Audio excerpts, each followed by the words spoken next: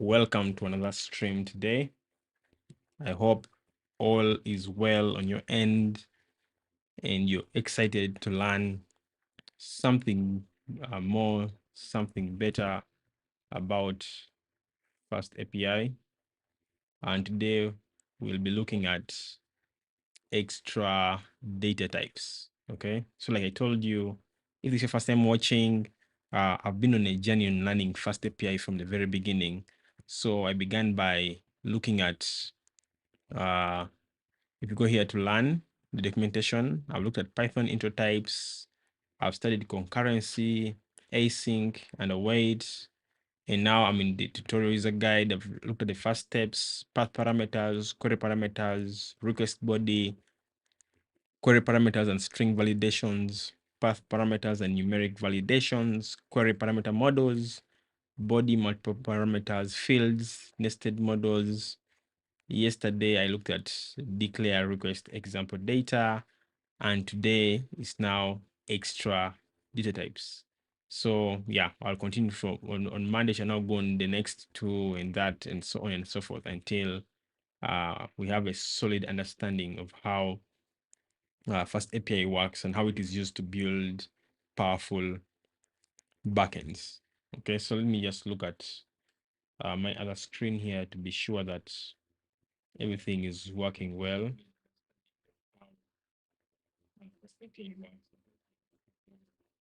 Yeah, so mistakes can be made. That's pretty normal.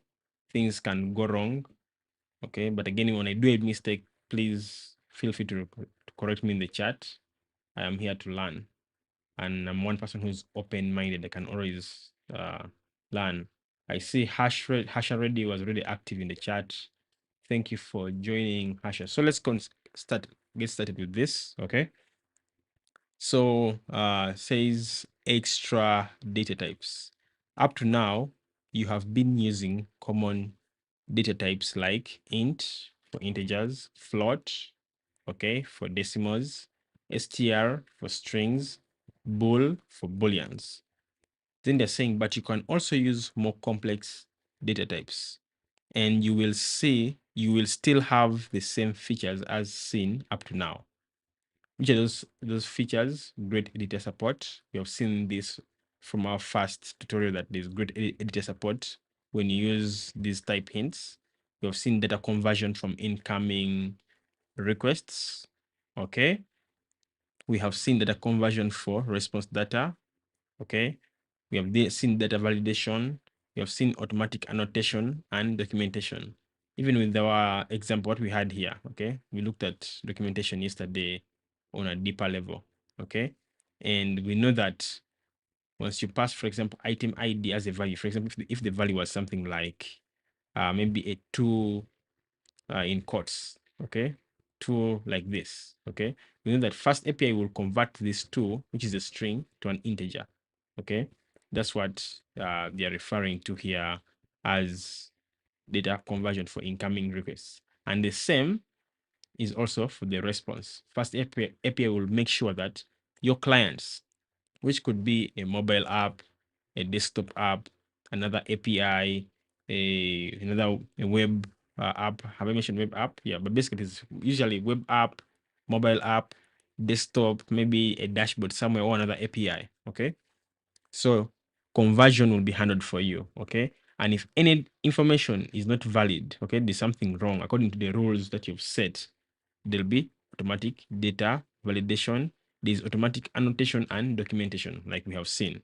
So knowing other data types, okay, once we learn about other data types, essentially, we are learning how to achieve more editor support, okay?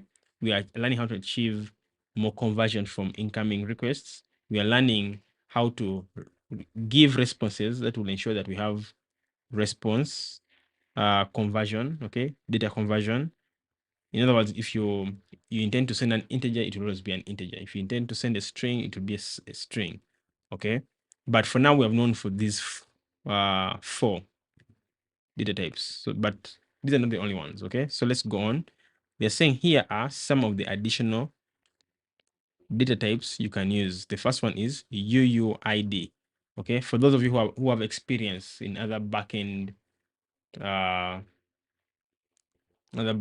frameworks, okay, you know what UUID is. Okay, so UUID simply is a standard, universally unique identifier. Okay, and is used in many databases. So let's read the saying: UUID, a standard, universally unique identifier. I don't know how you pronounce this. Universally unique identifier, common as an ID in many databases and systems. Okay, so many databases and systems in the world use UUID.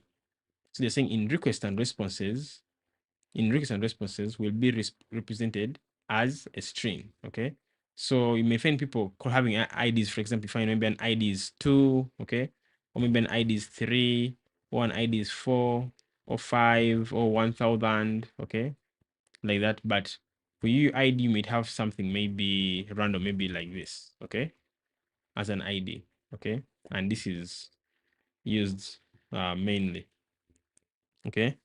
So we shall know about this, okay. Let's go on and follow the documentation. So they have datetime. Okay, they're saying a Python datetime. So they're saying in requests and responses will be represented as a string in ISO 86 format.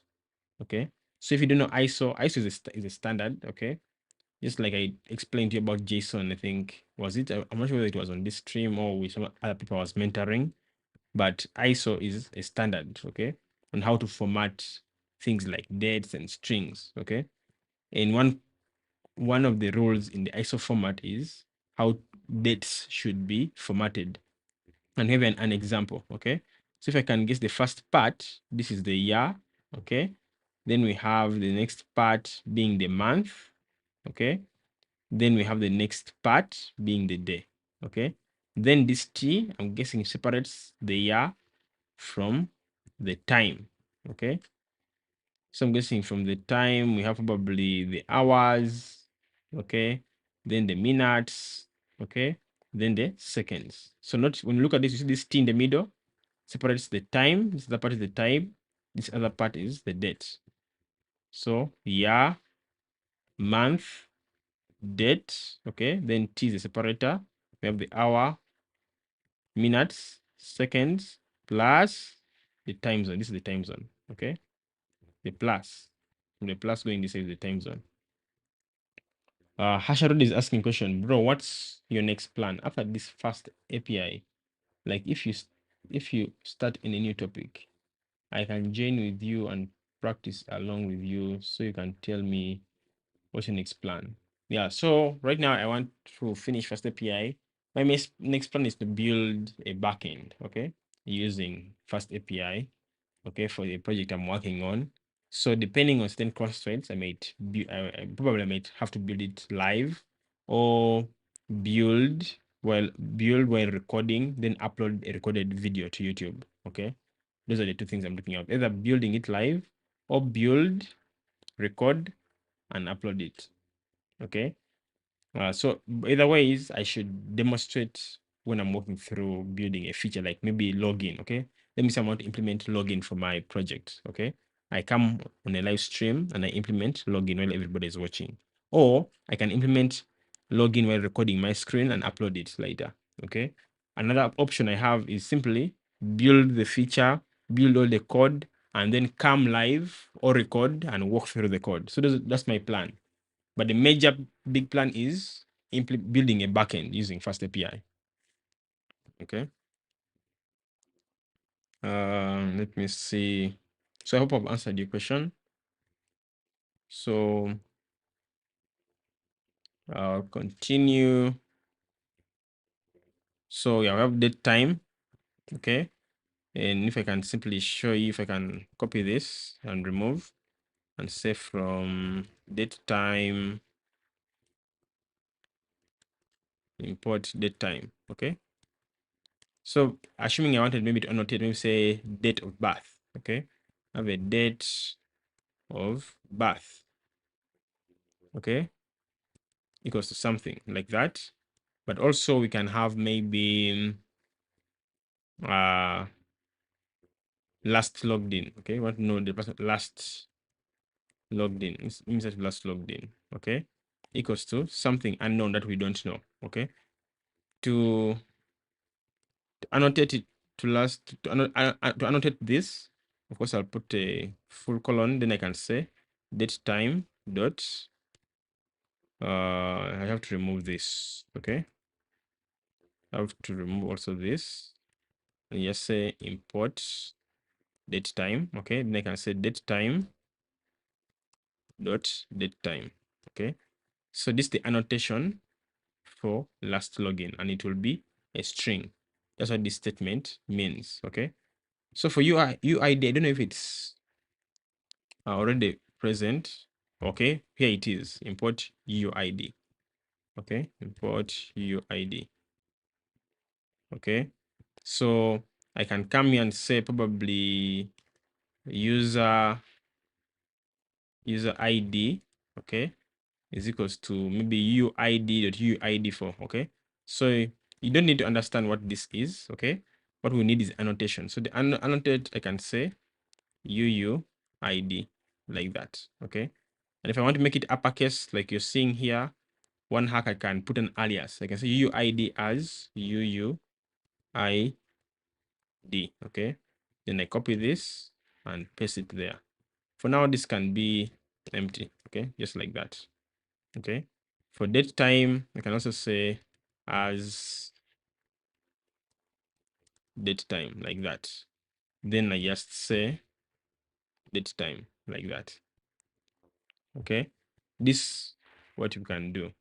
Okay, then we have another type saying date time dot date. Okay, so they're saying Python date time dot date. Actually, all these are date time dot time is a Python thing. Okay, so all of you who know Python, this is obvious to you. Then they say in request and responses will be represented as a string in ISO format like this. Okay, the year, the day, the month, then the day. Okay, so yeah, we can do this. I say import date time again. Okay, so I'll keep repeating this so that you understand. Maybe I say for date of birth, we can now annotate it. Okay, as date time date like that. Okay, that's how how you can do it. Okay, and if there is any senior Python engineer watching, yeah, please correct me. Then this for time, we also have the same thing. And also saying in request and responses will be represented as a string in ISO format like this. Okay, I'm guessing this is the hours for the 24-hour clock. Then after that, we have the minutes. Okay, then I think we have the seconds. Then maybe the microsecond. Yeah, it should be microseconds. Okay. Then we have date time, the time delta. Okay, so for all these, for time, if you want to maybe record time, you have date time, time. Okay, simple as that. So this is how you annotate. Okay. Yeah, I'll share an example very soon using a pandatic model. So let us say, let me show you. Say maybe from FastAPI, maybe from pandatic. Okay, from pandatic, I'll import base model. Okay, so I can have a base model. Let me say class user. Okay, so we have a user, and this user inherits from base model. Okay, like that. Put here full colon and then I indent. Okay, this can be now data from a request body. So you see how these annotations make sense. Okay, data from a request body, and you can use this representation, and each of the attributes here, these class attributes, have annotations. So let's go to the next one. You have date time, the time delta. So you're saying in requests and responses will be represented as a float of total seconds. Okay. Pandatic also allows representing it as an ISO time diff encoding. Okay, so if you want to read more about it, you click on this link to read more about it. Okay, so we can import time delta, okay, from date time, import time delta like that. Then I can say maybe seconds since last login. Okay, so here they're saying int, but for us, instead of saying int, we can put time delta like that. Okay, and like we know about Pindatic, can instead of saying 0, you can say maybe by default it is none. Okay, then you say you can never give us time delta or none, meaning this will be optional. So you see how the concepts are coming together. Okay, they're coming together, and we are it's now making more sense. So let me see. Another one is called frozen set. They're saying in requests and responses, they're treated the same as set. Okay, so frozen set is basically set. So they're saying, but they're saying in request, a list will be read, eliminating duplicates and converting it to a set. This is nice. In responses, the set will be converted to a list. So to understand this, in a request, if a list is read, duplicates are removed. Why? Because a set does not allow duplicates. Then in responses, a set is simply converted to a list. So they're saying the generated schema will specify that the set values are unique using JSON schema unique items. Yeah, this is good to know. So maybe I can have another example here. Maybe, what can I think about for a person set? Maybe roles. So maybe number of roles of a person. Okay, by default it's a list. Okay, it's an empty list, but for the annotation I can say you're going to have a list. Not a list.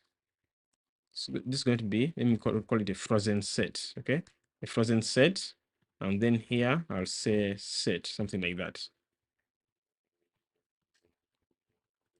Let me say frozen set. Actually, this makes much more sense. Okay, or another way you can say, you can have roles or none, roles or none, and then we say right now you have nothing. By default, the default value is none, meaning it is optional. That's one approach. So after that, I go to bytes, the standard bytes. Okay, so bytes is the usual bytes that we know about in Python. In requests and responses will be treated as str. The generated schema will specify that it's a string with binary format. Okay, so maybe this could be something like profile picture. Okay, profile picture, and by default either give us some bytes or none. Okay, and the default value is none. Simple as that. It's an example. Then we have decimal, the thing in requests and responses handled the same as float. Okay, so this can be, for example, the money. Okay, maybe dealing with things like money, that could be a float. So after that, we have an example saying here's an example path operation with parameters using some of the above types. But of course, for us, we are done with that. Okay, so they import date time. From date time, they import date time, time delta, okay, and time. Then they have from UUID import UUID. Okay, looks like I didn't know about that, so does not need to do as should have said